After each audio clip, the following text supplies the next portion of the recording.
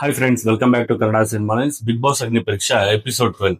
ಇವತ್ತಿನ ಎಪಿಸೋಡ್ ಅಲ್ಲಿ ಏನಾಗುತ್ತೆ ಅಂದ್ರೆ, ಲಾಸ್ಟ್ ಎಪಿಸೋಡ್ ಅಲ್ಲೆಲ್ಲ ಗೆದ್ದಿ ಟೀಮ್ಗೆ 100 ಪಾಯಿಂಟ್ಸ್ ಆಡ್ ಆಗ್ತಾ ಹೋಗುತ್ತೆ.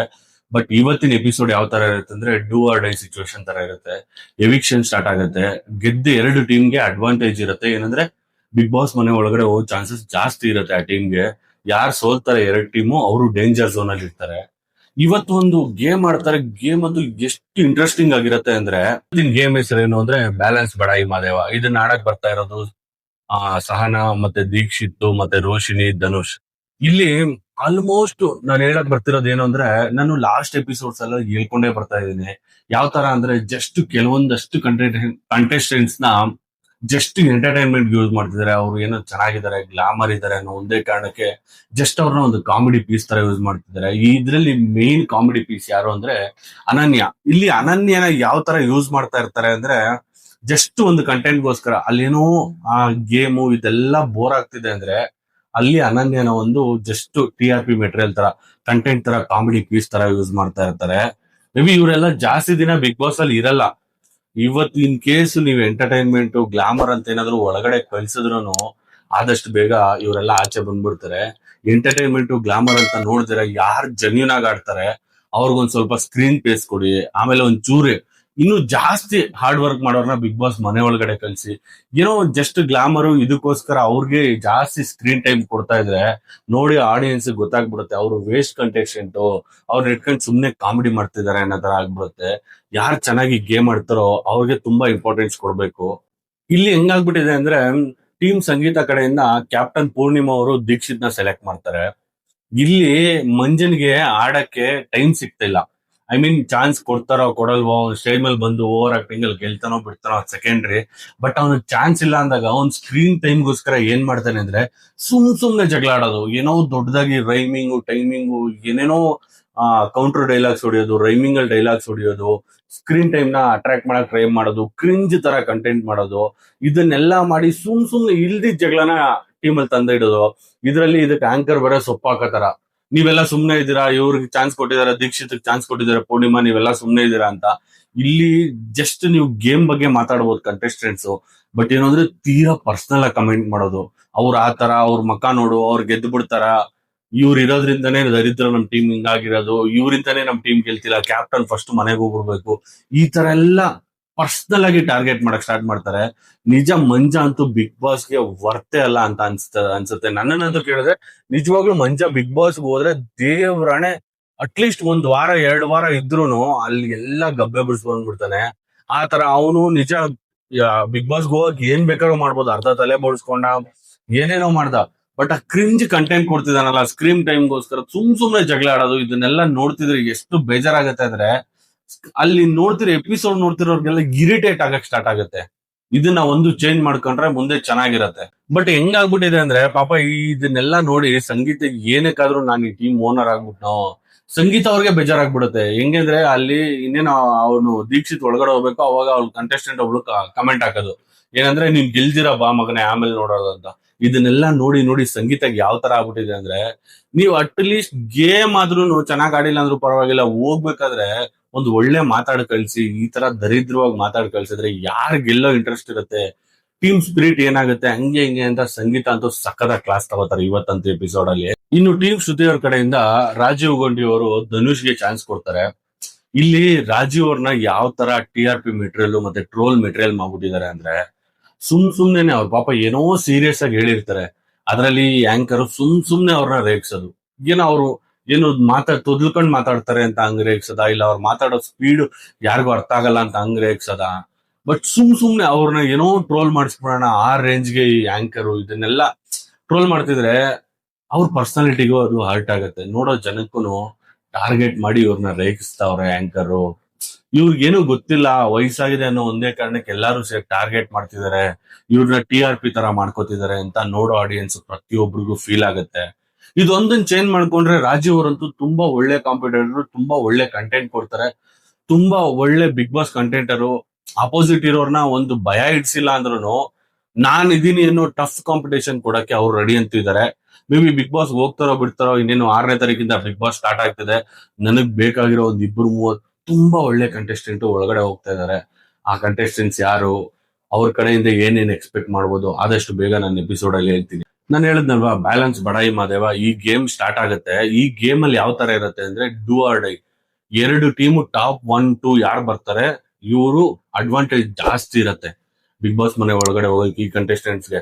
ಇಲ್ಲಿ 4 ಟೀಮ್ ಅಲ್ಲಿ 2 ಟೀಮ್ ಅಂತೂ ಡೂ ಆರ್ ಡೈ ಗೆಲ್ಲೇಬೇಕು. ಯಾಕಂದ್ರೆ ಗೆದ್ದಿಲ್ಲ ಅಂದ್ರೆ 3-4 ಯಾವ ಪೊಸಿಷನ್ ಅಲ್ಲಿ ಇರ್ತಾರೆ ಟೀಮು, ಆ ಟೀಮ್ ಡೇಂಜರ್ ಝೋನ್ ಹೋಗುತ್ತೆ. ಆ ಡೇಂಜರ್ ಝೋನ್ ಅಲ್ಲಿ ಇರೋ ಇವರು ಕಂಟೆಸ್ಟೆಂಟ್ಸ್ ಒಂದು ಆಡಿಲ್ಲ ಅನ್ನೋ ಕಾರಣಕ್ಕೆ ಇಡೀ ಟೀಮ್ 5 ಜನ ಏನಿದ್ದಾರೆ ಅವರೆಲ್ಲ ಡೇಂಜರ್ ಝೋನ್ ಹೋಗ್ತಾರೆ. ಇವತ್ತು ಗೆಲ್ಲೇಬೇಕಾಗಿರೋ ಸಿಚುವೇಶನ್ ಇರುತ್ತೆ. ಬ್ಯಾಲೆನ್ಸ್ ಮಾಡಕ್ಕೆ ಎಷ್ಟು ಚೆನ್ನಾಗಿ ದೀಕ್ಷಿತ್ ಟ್ರೈ ಮಾಡ್ತಾರೆ ಅಂದ್ರೆ, ಒಬ್ಬ ತುಂಬಾ ಟ್ರೈ ಮಾಡ್ತಾನೆ. ಇನ್ನೇನ್ ಬ್ಯಾಲೆನ್ಸ್ ಅವ್ನಿಗೆ ಒಳ್ಳೆ ಟೆಕ್ನಿಕ್ ಸಿಗುತ್ತೆ, ಒಳ್ಳೆ ಬ್ಯಾಲೆನ್ಸ್ ಮಾಡ್ತಾ ಇದ್ದಾನೆ ಅನ್ನೋ ಟೈಮಲ್ಲಿ ಅಲ್ಲೇ ಇದೆಲ್ಲ ಬೀಳ್ತಾ ಇರತ್ತೆ, ಆ ಬ್ರಿಕ್ಸ್ ಎಲ್ಲ ಬೀಳ್ತಾ ಇರತ್ತೆ. ಇಲ್ಲಿ ಧನುಷ್ ಏನು ಅಂದ್ರೆ ಓವರ್ ಕಾನ್ಫಿಡೆನ್ಸ್. ಅವನು ಎಷ್ಟು ಚೆನ್ನಾಗಿ ಫ್ಲರ್ಟ್ ಮಾಡ್ತಾನೆ. ಅದ್ರಲ್ಲಿ ಒಂದು 50% ಆದ್ರೂ ಗೇಮ್ ಮಾಡಿದ್ರೆ ಇನ್ನೂ ಚೆನ್ನಾಗಿರತ್ತೆ. ಅದ್ ಬಿಟ್ಬಿಟ್ಟು ಫ್ಲರ್ಟ್ ಮಾಡೋದು, ಸುಮ್ನೆ ಓವರ್ ಕಾನ್ಫಿಡೆನ್ಸ್ ಅಲ್ಲಿ ಓವರ್ ಬಿಲ್ಡಪ್ ಹಾಕೊಂಡ್ಬಿಡೋದು, ನಾನೇ ಮಾಡ್ತೀನಿ ಅದು ಇದು ಬರೀ ಮಾತೇ ಆಯ್ತು. ಗೇಮ್ ಅಲ್ಲಿ ಏನು ತೋರಿಸ್ತಾ ಇಲ್ಲ ಧನುಷ್. ಬಟ್ ಇಲ್ಲಿ ರೋಶಿನಿ ಅವ್ರ ಗೇಮು ಎಷ್ಟು ಶಾಕ್ ಕೊಡುತ್ತೆ ಎಲ್ಲಾರ್ಗು ಅಂದ್ರೆ, ನಿಜ ದೇವರಣೆ ರೋಶಿನಿನ ಎಲ್ಲಾರು ಒಬ್ರು ವೇಸ್ಟ್ ಕಂಟೆಂಟ್ ಅಂತ ಅನ್ಕೊಂಡ್ಬಿಟ್ಟಿದ್ರು.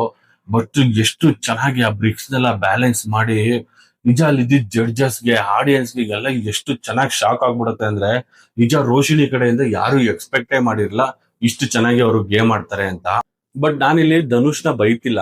ಧನುಷ್ ಅವನಲ್ಲಿರೋ ಕ್ವಾಲಿಟಿ ಮತ್ತೆ ಕ್ವಾಲಿಫಿಕೇಶನ್ಸ್, ಅವನಿರೋ ಎಬಿಲಿಟಿನೆಲ್ಲ ಸುಮ್ನೆ ಯಾವ್ದೋ ಕ್ರಿಂಜ್ ಕಂಟೆಂಟ್ಗೆ, ಯಾವ್ದೋ ಒಂದು ಲವ್ ಇದೇನೋ ಒಂದು ಟ್ರ್ಯಾಕ್ ಗೋಸ್ಕರ ವೇಸ್ಟ್ ಮಾಡ್ತಿದ್ದಾನೆ. ಫಸ್ಟ್ ಬ್ರಿಕ್ಸ್ ನ ಜೋಡಿಸಿದ್ದು, 6 ಬ್ರಿಕ್ಸ್ ನ ಜೋಡಿಸಿ ಕಾನ್ಫಿಡೆನ್ಸ್ ಆಗಿ ಇಟ್ಕೊಂಡಿದ್ದು ಧನುಷ್. ಅದ್ರ ಮೇಲೆ ಎಲ್ಲಾರು ಜೋಡಿಸ್ತಿದ್ರು, ಅಲ್ಲಿರೋ ಆಂಕರ್ ಎಲ್ಲ ಹೇಳ್ತಿದ್ದಾರೆ, ಪ್ಲಸ್ ಇದ್ ಕಡೆ ಇರೋ ಜಡ್ಜಸ್ ಹೇಳ್ತಿದ್ದಾರೆ, ಸಾಕು ಧನುಷ್ ಇದನ್ನೇ ಇಟ್ಕೊಳ್ಳಿ, ಇದನ್ನೇನು ನೆಕ್ಸ್ಟ್ ಇದ್ರ ಮೇಲೆ ಏನು ಇಡಬೇಡಿ ಅಂತ. ಬಟ್ ಓವರ್ ಕಾನ್ಫಿಡೆನ್ಸ್ ಅಲ್ಲಿ ಅದ್ರ ಮೇಲೆ ಇನ್ನೊಂದು ಬ್ರಿಕ್ಸ್ ಇಡಕ್ ಹೋಗ್ತಾನೆ. ಇಲ್ಲೇ ಜಸ್ಟ್ ಲಾಸ್ಟ್ 5 ಸೆಕೆಂಡ್ ಇದ್ದಂಗೆ ಇಡೀ ಅವ್ನ್ ಕಟ್ಟಿರೋದು ಅಷ್ಟು 6 ಬ್ರಿಕ್ಸ್ ಕೊಲ್ಯಾಪ್ಸ್ ಆಗ್ಬಿಡತ್ತೆ. ನಿಜ ಕಾನ್ಫಿಡೆನ್ಸ್ ಇರ್ಬೇಕು. ಈ ತರ ಓವರ್ ಕಾನ್ಫಿಡೆನ್ಸ್ ಇದ್ರೆ ನಿಜ ಬಿಗ್ ಬಾಸ್ ಮನೆಗೆ ಯೂಸ್ ಆಗಲ್ಲ. ಯಾಕಂದ್ರೆ ಬಿಗ್ ಬಾಸ್ ಮನೆಯಲ್ಲಿ ಆಲ್ಮೋಸ್ಟ್ ನಡೆಯೋದೆಲ್ಲ ಮೈಂಡ್ ಗೇಮ್ ನಡೀತಾ ಇರತ್ತೆ, ಟೆಕ್ನಿಕ್ ಇಂದ ನಡೀತಾ ಇರತ್ತೆ, ಪೇಶನ್ಸ್ ಇಂದ ನಡೀತಾ ಇರತ್ತೆ. ಎಲ್ಲಾ ಗೇಮು ಫಿಸಿಕಲ್ ಇಂದಾನೆ ನಡೆಯಲ್ಲ. ಬಟ್ ಇಲ್ಲಿ ದೀಕ್ಷಿತ್ ಏನ್ ಮಾಡ್ಬಿಡ್ತಾನೆ ಅಂದ್ರೆ, ಅವನೊಂಚೂರು ಕನ್ಫ್ಯೂಸ್ ಆದ, ಇಲ್ಲ ಡೌ ಮಾಡ್ತಿದ್ದಾನ ಅಂತ ಅಷ್ಟು ಕ್ಲಾರಿಟಿ ಗೊತ್ತಾಗಲ್ಲ. ಅವನು ಒಂದು 4 ಬ್ರಿಕ್ಸ್ ಜೋಡಿಸಿರ್ತಾನೆ. ಎಲ್ಲರೂ 5-6 ಜೋಡಿಸ್ತಿದ್ದಾರೆ ಅಂತ ಅನ್ಕೊಂಡಿಲ್ಲ ನಾನು. ಜಸ್ಟ್ ನಾನ್ 4 ಜೋಡಿಸಿರೋದು, ಅದನ್ನ ಬ್ಯಾಲೆನ್ಸ್ ಮಾಡ್ಬಿಟ್ರೆ ನಾನು ಗೆದ್ಬಿಡ್ತೀನಿ ಅಂತ ಲಾಸ್ಟ್ ಅಲ್ಲಿ ಹೇಳ್ತಾನೆ. ಬಟ್ ಅಲ್ಲಿ ಇದ್ ಕಡೆಯಿಂದ ಜಡ್ಜಸ್ ಇವರೆಲ್ಲ ಹೇಳ್ತಿರ್ತಾರೆ ಇನ್ನೊಂದು ಜೋಡಿಸು, ಅದ್ರ ಮೇಲೆ ಜೋಡಿಸು ಅಂದ್ರೂ ಅವನು ಓವರ್ ಕಾನ್ಫಿಡೆನ್ಸ್ ಅಲ್ಲಿ ಯಾರು ಜೋಡಿಸೋದೇ ಇಲ್ವೇನೋ, 4 ಮೇಲೆ ಯಾರು ಜೋಡ್ಸೇ ಇಲ್ವೇನೋ ಅನ್ನೋ ತರ ಹಂಗೆ ಬಿಟ್ಬಿಡ್ತಾನೆ. ಬಟ್ ಇಲ್ಲಿ ಲಾಸ್ಟ್ ಏನಾಗುತ್ತೆ ಅಂದ್ರೆ, ರೋಹಿಣಿ ಇವ್ರು ಎಷ್ಟು ನೀಟಾಗಿ ಬ್ಯಾಲೆನ್ಸ್ ಮಾಡ್ತಿರ್ತಾರೆ ಅಂದ್ರೆ, ರೋಹಿಣಿ ಮತ್ತೆ ಸಾನಾ ಗೆದ್ಬಿಡ್ತಾರೆ. ಲಾಸ್ಟ್ ಹೆಂಗಾಗ್ಬಿಡುತ್ತೆ ಅಂದ್ರೆ, ಜಡ್ಜಸ್ ಎಷ್ಟು ಕಾನ್ಫಿಡೆನ್ಸ್ ಆಗಿ ಹೇಳ್ತಾರೆ ಅಂದ್ರೆ, ಕೊನೆಗೂ ಹೆಣ್ಮಕ್ಳೇ ಸ್ಟ್ರಾಂಗ್ ಗುರು, ಇದನ್ನ ನಾವು ಎಲ್ಲರೂ ಅಕ್ಸೆಪ್ಟ್ ಮಾಡ್ಲೇಬೇಕು. ಎಷ್ಟು ಚೆನ್ನಾಗಿ ಇವ್ರು ಇಬ್ರು ಹುಡುಗಿರು ಅದನ್ನ ಬ್ಯಾಲೆನ್ಸ್ ಮಾಡ್ಕೊಂಡು ಹೋದ್ರು ಅಂದ್ರೆ, ನಿಜ ಇವರು ಕಾನ್ಫಿಡೆನ್ಸ್ ಅಲ್ಲಿ ಒಂದು 5-6, ಅದ್ರ ಮೇಲೆ ಒಂದು 7-8 ಈ ತರಾನು ಇಡಕ್ ಟ್ರೈ ಮಾಡ್ಬೋದಿತ್ತು. ಬಟ್ ಅವ್ರು ಎಷ್ಟು ಜೋಡಿಸಿದ್ರು ಅಷ್ಟನ್ನೇ ನೀಟಾಗಿ ಬ್ಯಾಲೆನ್ಸ್ ಮಾಡ್ಕೊಂಡು ಕೊನೆಗೆ ಗೆದ್ದೇ ಬಿಡ್ತಾರೆ. ಸೆಕೆಂಡ್ ರೌಂಡ್ ಗೆ ಸೆಲೆಕ್ಟ್ ಆಗೋದು ಟೀಮ್ ವಿನಯ್ ಮತ್ತೆ team Chandan Shetty. Second round select ಆದ್ಮೇಲೆ ಈ 3-4 ಟೀಮ್ ಇರ್ತಾರಲ್ಲ, ಇವ್ರನ್ನ ಕೇಳಿದ್ರೆ ಏನ್ ಹೇಳ್ತಾರೆ ಅಂದ್ರೆ, ಇಲ್ಲಿ ಅವರು ಕಂಟೆಸ್ಟೆಂಟ್ ಸುಮ್ನೆ ಇದ್ರು, ಆಂಕರ್ ಹೆಂಗೆ ಅಂದ್ರೆ ಕ್ಯಾರೆಕ್ಟರ್ ತಂದಿಟ್ಟು ತಮಾಷೆ ನೋಡೋಂತ ಕ್ಯಾರೆಕ್ಟರ್. ಅವ್ನ್ ಮಂಜ ಸುಮ್ನೆ ಕುತ್ಕೊಂಡು ಏನೋ ಟೀಮ್ ಎಲ್ಲ ಸೋತ್ಬಿಟ್ಟವ್ರ ಏನೋ ಬೇಜಾರಲ್ಲಿ ಇರ್ತಾನೆ. ಆ ಮಂಜನ್ ಗೆದ್ಕೊಡೋದು, ಫಸ್ಟ್ ನೀನ್ ಹೇಳಿದ್ದಲ್ವಾ ನಿಮ್ ಟೀಮು ಗೆಲ್ಲಲ್ಲ ಅಂತ, ಅಷ್ಟು ಕಾನ್ಫಿಡೆನ್ಸ್ ಆಗಿ ಹೆಂಗ್ ಹೇಳಿದೆ ಅಂತ ಇಲ್ಲಿ ತಂದಿಟ್ಟು ತಮಾಷೆ ನೋಡೋದು. ಅವ್ನ್ ಮಂಜ ಸುಮ್ನೆ ಇರ್ದಿರಾ ಇವ್ರು ಪೂರ್ಣಿಮಾ ಅವ್ರಿಗೆ ಬೈಯಕ್ ಸ್ಟಾರ್ಟ್ ಮಾಡೋದು. ಯಾಕಂದ್ರೆ ನಿಮ್ಮಿಂದಾನೆ ನಮ್ ಟೀಮ್ ಸೋಲ್ತು, ನಾನು ಹೋಗಿದ್ರೆ ಅದು ಮಾಡ್ಬಿಡ್ತಿದ್ದೆ, ಇದು ಮಾಡ್ಬಿಡ್ತಿದ್ದೆ, ಹೂವ ತರ ಹಿಂಗೆ ಹಿಡ್ಕೊಂಡು ಬ್ಯಾಲೆನ್ಸ್ ಮಾಡ್ಬಿಡ್ತಿದ್ದೆ. ಹೇಳಕ್ ಚೆನ್ನಾಗಿರುತ್ತೆ, ನೀನ್ ಅಲ್ಲಿ ಹೋಗಿ ಸ್ಟೇಜ್ ಮೇಲೆ ಮಾಡೋ ಇದನ್ನೆಲ್ಲ ನಾವು ನೋಡ್ತಾನೆ ಇದೀವಿ. ನೀನ್ ಯಾವ ತರ ಕಂಟೆಂಟ್ ಮಾಡ್ತಿದ್ಯಾ, ಯಾವ ತರ ನೀನು ಸ್ಕ್ರೀನ್ ಟೈಮ್ ನ ಗ್ರ್ಯಾಬ್ ಮಾಡ್ಕೋತಿದ್ಯಾ, ನೀನ್ ಅಲ್ಲಿ ಹೋದ್ರೆ ಯಾವ ತರ ಗೇಮ್ ಮಾಡ್ತೀಯಾ, ಇದನ್ನೆಲ್ಲ ಜನ ಆಡಿಯನ್ಸ್ ನೋಡ್ತಿರ್ತಾರೆ. ಒಂದು ಮಾತು ಆಡಿದ್ರೆ ಹೋಯ್ತು, ಮುತ್ತು ಹೊಡೆದ್ರೆ ಹೋಯ್ತು ಅಂತಾರಲ್ಲ, ಹಂಗೆ ನೀವು ಒಂದು ಒಳ್ಳೆ ಸ್ಟೇಜ್ ಅಲ್ಲಿ ಇದ್ದೀರಾ. ನಿಮ್ ಮುಂದೆ ಎಲ್ಲ 100 ಕ್ಯಾಮ್ರಾಗಳು, 100 ಆಡಿಯನ್ಸ್ ಇವರೆಲ್ಲ ಇರ್ತಾರೆ. ಒಂದು ಮಾತಾಡುವಾಗ ಯೋಚನೆ ಮಾಡ್ಕೊಂಡ್ ಮಾತಾಡ್ಬೇಕಾಗತ್ತೆ.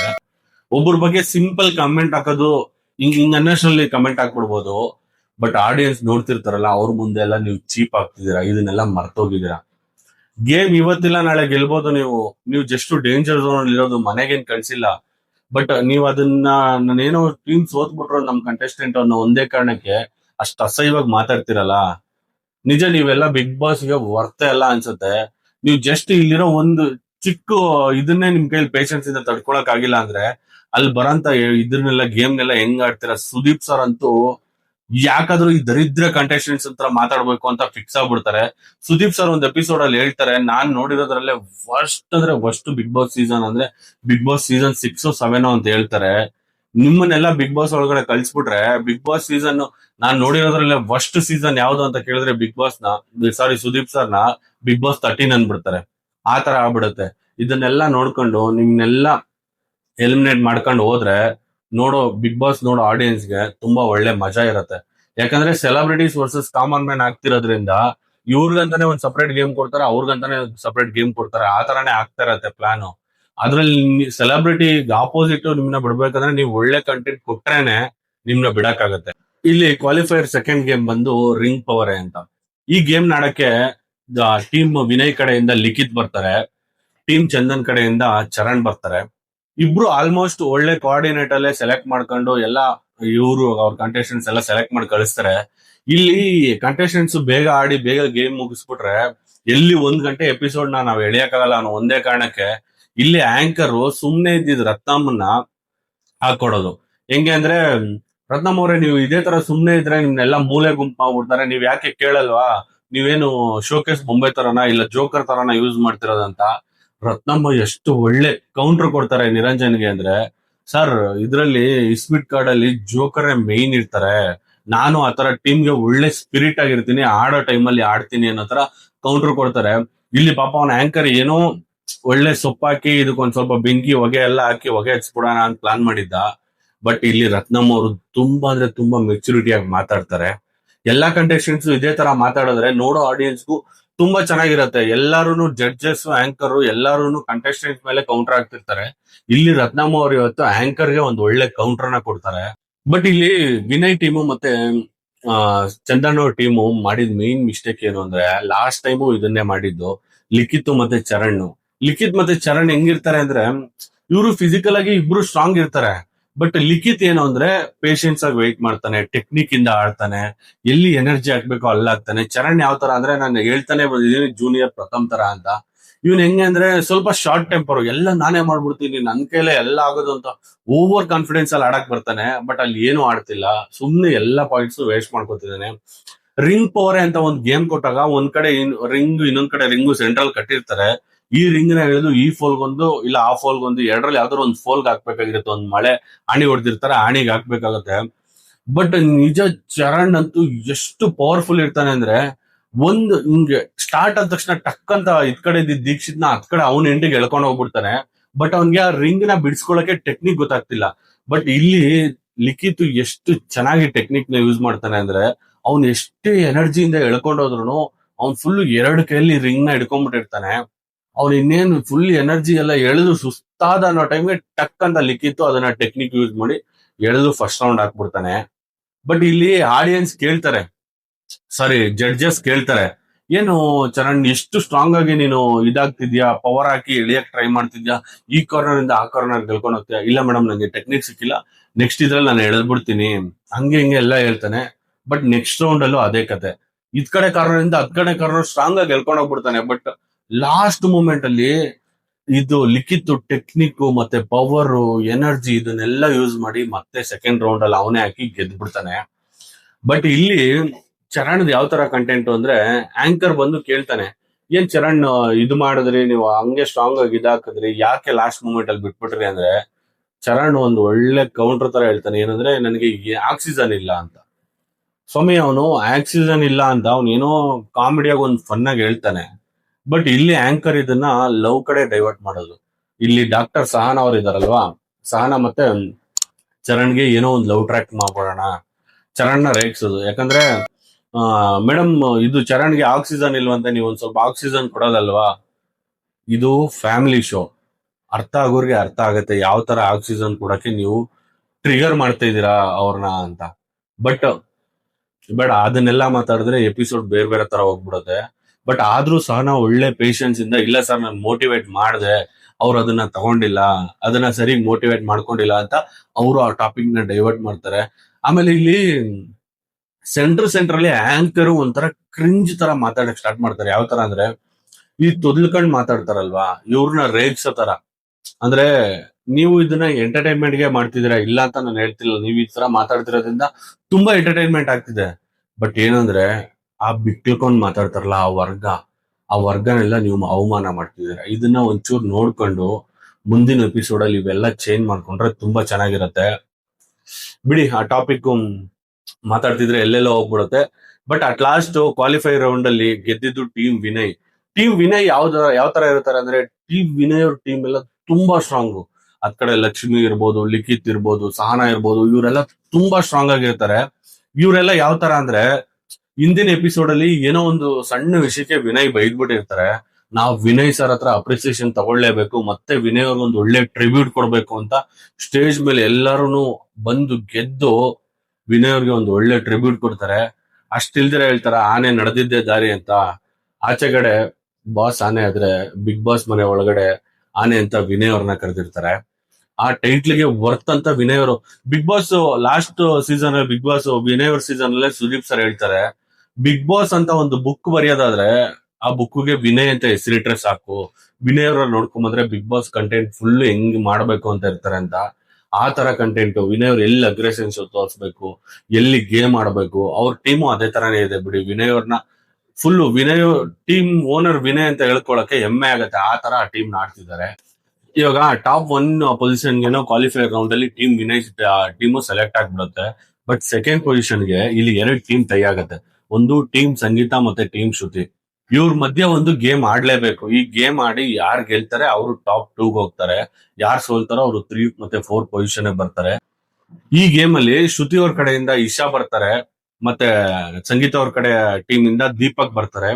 ಬಟ್ ಇಲ್ಲಿ ನಿಜ ನನಗಂತೂ ಇಬ್ಬರ ಮೇಲೂ ಕಾನ್ಫಿಡೆನ್ಸ್ ಇರ್ಲಿಲ್ಲ. ಯಾಕಂದ್ರೆ ಇಬ್ರು ಡಬ್ಬಾ ತರ ಗೇಮ್ ಆಡ್ತಾರೆ ಅಂತ ಎಲ್ಲಾ ಆಡಿಯನ್ಸ್ಗೂ ಗೊತ್ತು. ಬರೀ ಬಾಯಿ ಮಾತೆ ಆಯ್ತು, ಅವ್ರಿಬ್ರು ಆಡೋದೇ ಇಲ್ಲ ಅಂತ ಎಲ್ಲಾರ್ಗೂ ಗೊತ್ತಿತ್ತು. ಬಟ್ ಇಲ್ಲಿ ಏನು ಅಂದ್ರೆ, ಮುಂದ್ಗಡೆ ಒಂದ್ ಸಣ್ಣ ಬೌಲ್ ಇಟ್ಟಿರ್ತಾರೆ. ಆ ಬೌಲ್ ಮಧ್ಯೆ ಒಂದು ಟೇಬಲ್ ತರ ಇಟ್ಟಿರ್ತಾರೆ. ಒಂದ್ ಸಣ್ಣ ಬಾಲ್ ನ ಆ ಟೇಬಲ್ ಮೇಲೆ ಪಿಚ್ ಮಾಡಿ ಆ ಬೌಲ್ ಅಲ್ಲಿ ಇರೋ ನೀರ್ ಒಳಗಡೆ ಬೀಳೋ ತರ ಮಾಡ್ಬೇಕು. ನಿಜ ಇಲ್ಲಿ ಇಶಾ ಅಂತೂ ಬೇಜಾನ್ ಟ್ರೈ ಮಾಡ್ತಿರ್ತಾರೆ. ನಿಜ ಇಶಾ ಬಂದಾಗೆ ಗೊತ್ತು ಇಶಾ ಕಡೆಯಿಂದ ಏನು ಮಾಡಕ್ಕಾಗಲ್ಲ ಅಂತ. ಇಶಾನ ಆಂಕರ್ ಕೇಳಿದಾಗ ನಾನು ಆರ್ಚರಿ ಗೇಮ್ ಮಾಡಿದ್ದೆ, ಅದು ಮಾಡಿದ್ದೆ, ಇದು ಮಾಡಿದ್ದೆ ಅಂತ. ದೀಪಕ್ ಕೇಳಿದ್ರೆ ನಾನು ಇಲ್ಲಿ ಬ್ಯಾಲೆನ್ಸಿಂಗ್ ಮಾಡಿದ್ದೆ, ಅಲ್ಲಿ ಬ್ಯಾಲೆನ್ಸಿಂಗ್ ಮಾಡಿದ್ದೆ, ಲೈಫ್ ನ ಬ್ಯಾಲೆನ್ಸಿಂಗ್ ಮಾಡ್ತಿದ್ದೆ ಅಂತ ಏನೋ ಒಂದ್ ಅಷ್ಟು ಫಿಲಾಸಫಿ ತರ ಹೇಳ್ತಾನೆ. ಬಟ್ ಅಲ್ಲಿ ನಮ್ ನೋಡ್ತಿರೋರು ಗೊತ್ತಾಗತ್ತೆ ಇಬ್ರು ವೇಸ್ಟ್ ಕಂಟೆಸ್ಟೆಂಟ್ಗಳೇ, ಅಲ್ಲಿ ಏನು ಆಡಲ್ಲ ಇವರು ಅಂತ. ಬಟ್ ಕೊನೆಗೆ ಶಾಕ್ ಯಾವ ತರ ಇತ್ತು ಅಂದ್ರೆ, ಇಡೀ ಗೇಮ್ ಅಲ್ಲಿ ಒಂದೇ ಒಂದು ಬಾಲ್ ಕೂಡ ಇಶಾ ಹಾಕಕ್ಕಾಗಿಲ್ಲ. ದೀಪಕ್ ಅಂತೂ ಅದು ಟೆಕ್ನಿಕ್ ಮತ್ತೆ ಲಕ್ ಯಾವ ತರ ವರ್ಕ್ ಆಗತ್ತೆ ಅಂದ್ರೆ, ಫಸ್ಟ್ ಒಂದು ಬಾಲ್ ಹಾಕ್ಬಿಡ್ತಾನೆ. ಅಲ್ಲಿ ಸಂಗೀತ ಅವರಂತೂ ಎಷ್ಟು ಖುಷಿ ಆಗ್ಬಿಡ್ತಾರೆ ಅಂದ್ರೆ, ಸಂಗೀತ ನೆಕ್ಸ್ಟ್ ಅವ್ನಿಗೆ ಹೇಳ್ತಾರೆ, ನೋಡಪ್ಪ 5 ಬಾಲ್ ಹಾಕ್ಬೇಕು, 5 ಬಾಲ್ ಹಾಕಿದ್ರೆ ನಾನು ಸ್ಯಾಟಿಸ್ಫೈ ಆಗ್ತೀನಿ ಅಂತ.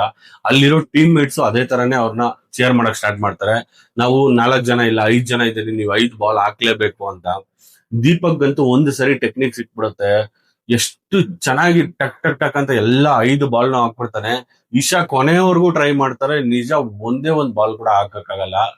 ನಿಜ ಆ ಕಂಟೆಸ್ಟೆಂಟ್ ನ ಕಳ್ಸಕ್ ಮುಂಚೆ ಆಗ್ಲಿ, ಇಲ್ಲಾಂದ್ರೆ ಒಂದ್ ಸ್ವಲ್ಪ ಯೋಚನೆ ಮಾಡಿ. ಯಾಕಂದ್ರೆ ಗೇಮ್ ಫಸ್ಟೇ ಹೇಳಿರಲ್ಲ, ಅದು ಎಲ್ಲರಿಗೂ ಗೊತ್ತು. ಕಂಟೆಸ್ಟೆಂಟ್ ನ ಸ್ಟೇಜ್ ಮೇಲೆ ಕರೆದ್ರೇನೆ ಆಮೇಲೆ ಗೇಮ್ ಆಡೋದು. ಬಟ್ ಯೋಚನೆ ಮಾಡ್ಬೇಕು, ಯಾಕಂದ್ರೆ ಎಲ್ಲಾ ಕಡೆ ಫಿಸಿಕಲ್ ಗೇಮೇ ಬರಲ್ಲ, ಎಲ್ಲಾ ಕಡೆ ಟೆಕ್ನಿಕ್ ಗೇಮೇ ಬರಲ್ಲ.